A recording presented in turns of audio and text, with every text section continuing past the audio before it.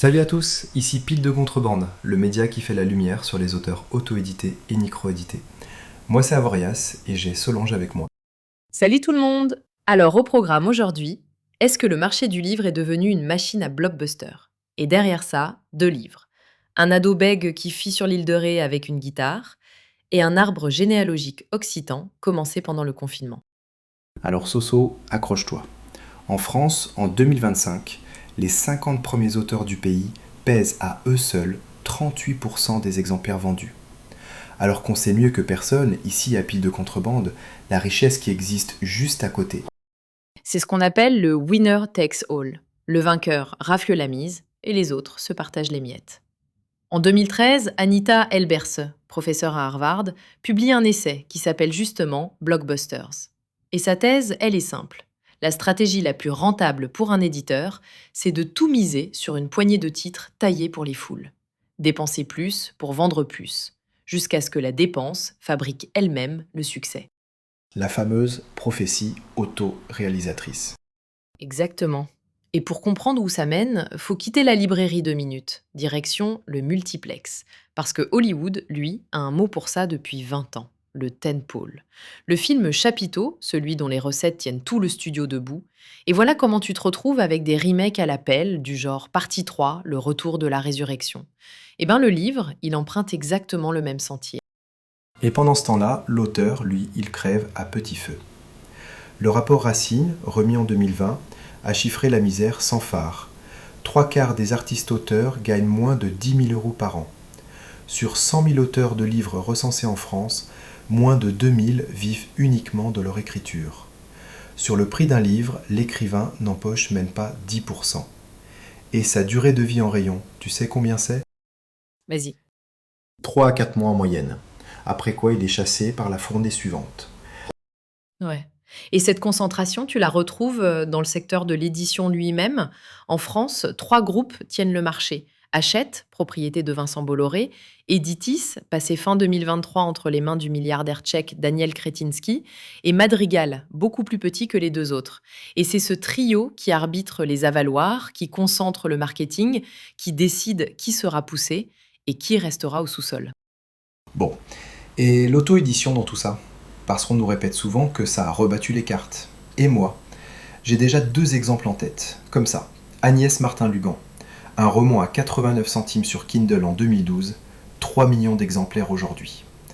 Aurélie Valogne, 25 000 e-books écoulés avant qu'une maison daigne enfin la remarquer. Ouais, mais derrière les élus, il y a la masse. Chez Librinova, on décroche un contrat d'édition pour un auteur sur 50. Un sur 50. Un chiffre qu'ils brandissent comme un exploit, ce qui revient quand même à avouer que 98% des autres n'auront rien. Et le pire, c'est que le parallèle qui glace, il n'est même pas littéraire. Non, il est musical. Sur 1 600 000 artistes recensés en 2019, 1% a capté 90% des écoutes. Donc la démocratisation technologique, elle n'a rien démocratisé du tout. Elle a juste mis la concentration sous stéroïdes. Donc le blockbuster, c'est le coupable idéal, c'est ça? Alors oui, mais attention, le phénomène n'a rien d'inédit. Été 1842, les mystères de Paris, d'Eugène Sue, paraissent en feuilleton, et le pays entier se les arrache. Gautier ironise même, je cite, tout le monde a dévoré les mystères de Paris, même les gens qui ne savent pas lire. Et ce blockbuster-là, il a poussé les éditeurs à commander, dans la foulée, Les Misérables et Le Comte de Monte-Cristo. Donc pas mal pour de la soupe populaire, hein. Et déjà en 1840, Tocqueville notait que la démocratie introduit l'esprit industriel au sein de la littérature. Et d'ailleurs, c'est le moment parfait pour vous demander de nous suivre sur Instagram, sur YouTube et sur piledecontrebande.fr. Un abonnement, un petit like, franchement ça compte, ça nous aide vraiment. Bon, on part de nos auteurs maintenant? Avec plaisir. Premier livre, Dominique Doran, Gilles et la sérendipité, auto-édité chez Librinova. Un ado de 16 ans, une guitare, un bégaiement et l'île de Ré en hiver comme point de chute. Avo, je te laisse expliquer. Alors ce qui est remarquable, d'abord c'est le dispositif. T'as un adolescent bègue qui ne peut pas dire les mots, mais qui peut jouer les notes. Et cette dichotomie-là, c'est la structure même du livre. Ça m'a fait penser à Billy Elliot, tu sais le film de 2000.